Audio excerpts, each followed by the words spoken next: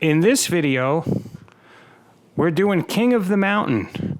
We're going to do a narrated King of the Mountain. So it's me, Jonathan, Shahan, Black Belt Nick, and the new white belt that's only been training for a few weeks. I forget his name. He's an older gentleman. Dare I say, somewhere near my age. So basically the point of King of the Mat is to sweep or submit. So I have to try to sweep Jonathan, submit him if I can, and he has to try to pass my guard. If he passes my guard, he stays in, and we continue. So it's a little bit exhausting. It's a little bit more competitive. If you play King of the Mat at your gym, it's not going to feel the same as just rolling or an experimental roll. It's more of a test of your techniques. So in this video, you will see moments where I am going near 100% for my ability. So here I'm trying to come up under Jonathan. There he starts to leave as if he lost that position, but actually he didn't. He has to go on his back and I have to come up on my feet. But we decided to switch anyway since we were just warming up. This is not a formal competition level King of the Mat, which might be interesting if they made a competition King of the Mat. And we got to see some professionals play. Here I'm threatening him with the ray gun choke, which he has to defend. And there I was able to push him off and come up, but it wasn't a sweep. So we're resetting.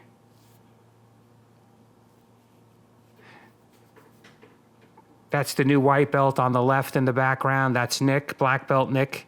You've seen videos with him. There I got a good sweep on him. A good butterfly sweep.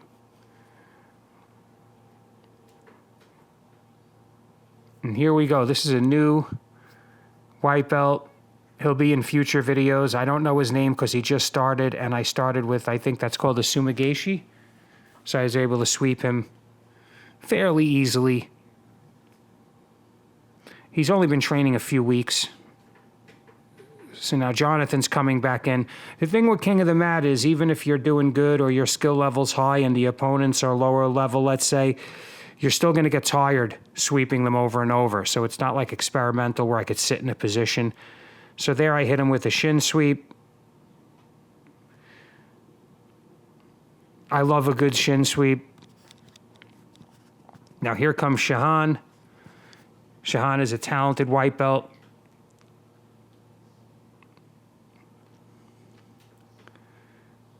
He's got good defense. He's got a good game. He competes. My biggest advantage is I outweigh him by like 30 pounds, which, yes, that's an advantage. So here I'm looking for the arm drag. I'm looking to set up a sweep, possibly a tripod sweep on the opposite side. I've rolled with him a bunch of times. He's starting to get an idea of what I like to do. So there I was able to sweep him and come up.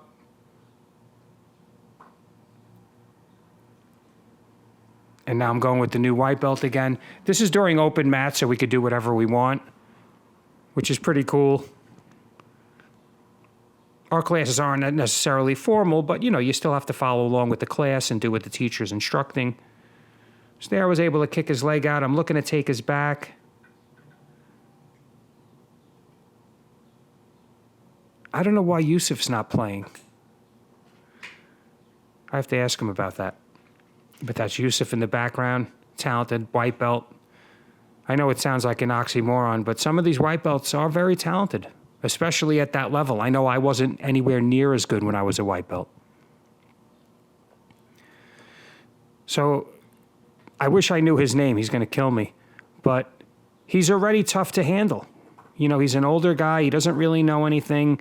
But after just a few weeks of training, he's becoming a handful. Like, I can't just effortlessly do whatever I want to him. So here I'm looking for the back take. I'm behind the tricep. I should have pulled myself up and completely went for the back, but I'm trying not to use a lot of effort, and I felt like pulling myself up would be against my principle of using a lot of effort there. Now, to say I don't use a lot of effort with everyone, or, isn't true. As you'll see with Jonathan or Nick, I have to go harder to make it competitive.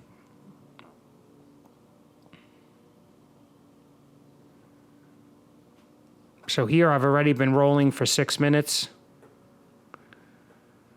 So again, even though some of the guys are lesser skilled, it's still wearing me out. That's Marek with the Champions shirt on. He runs the open mat. And he's also a black belt. A giant Polish black belt.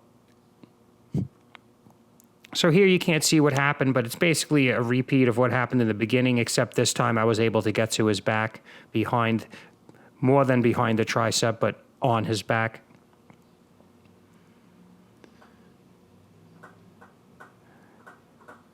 So Nick came a little bit late. I have other videos with him. The links will be in the description, but he's a big, strong black belt. I also have videos with his brother. His brother has a YouTube channel. He teaches math. They both have different jiu-jitsu styles, which is very interesting. I would say very different. So I don't think Nick knows we're playing King of the Mat here. He thinks we're just messing around. There I hit him with an outer crescent kick to his face. You want to avoid that with black belts because it pisses them off.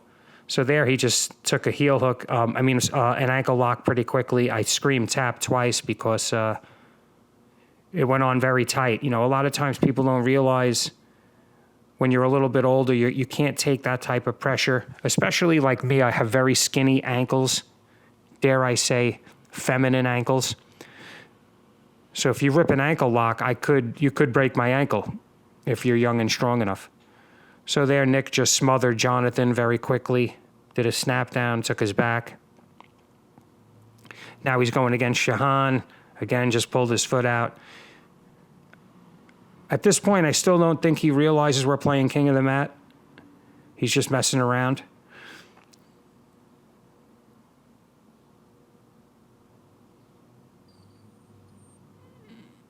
And he was able to roll over the new guy. Very simple, very basic sweep.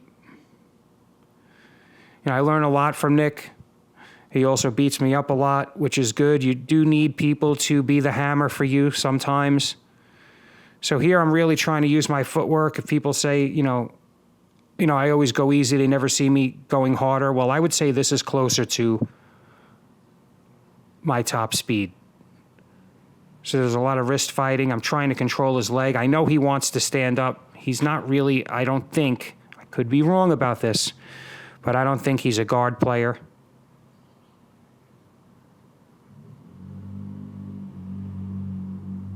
But he's playing guard now, and I think he wants to see where the wrist fighting is going to go.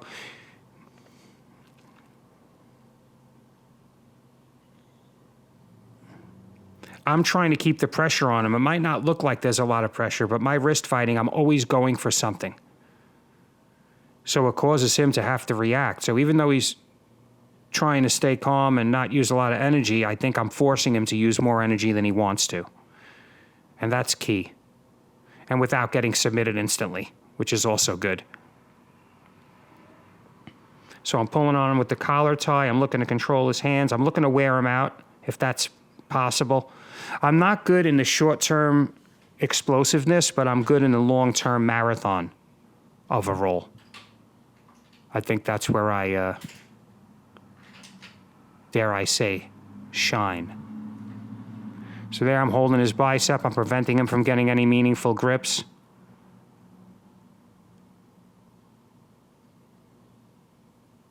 And I think at this point, he's just getting tired of me. I'm like an annoying hummingbird. A bee on the big picnic basket. But there's some great hand fighting there.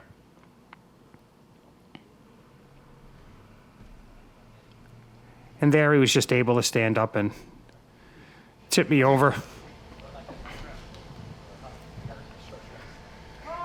Always a lot of respect for Nick.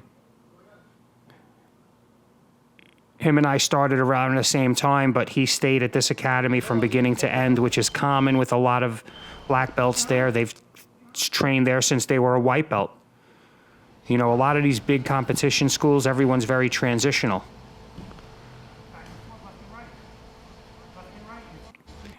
You know, they move here from another state or something like that. This is a local school. Everyone's been there. Everyone lives here on the island.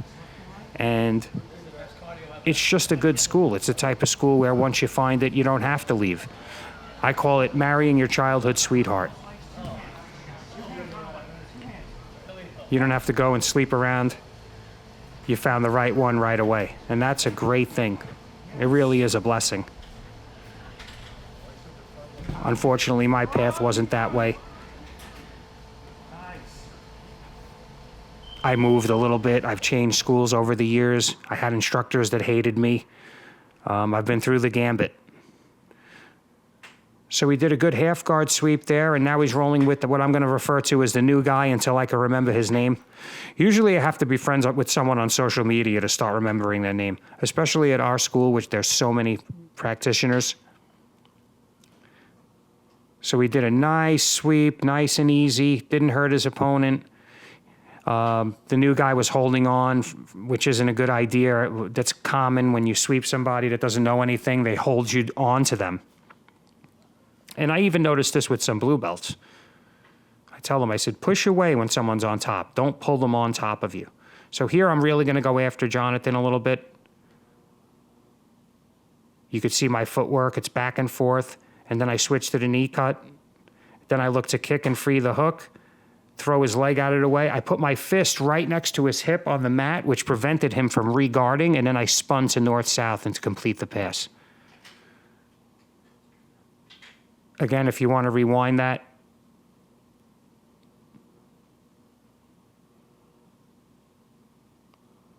So here comes Shahan.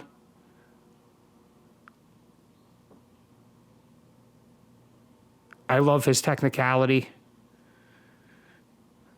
If he was my size, he would give me a lot more trouble.